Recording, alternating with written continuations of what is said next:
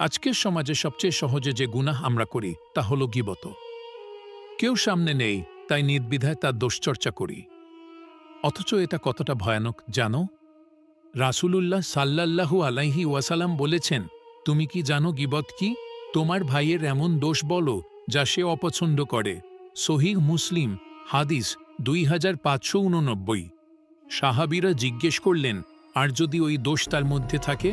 রাসূল সাল্লাল্লাহু আলাইহি ওয়াসাল্লাম বললেন, তবুও তুমি গীবত করছো, আর যদি না থাকে তবে সেটা তো অপবাদ।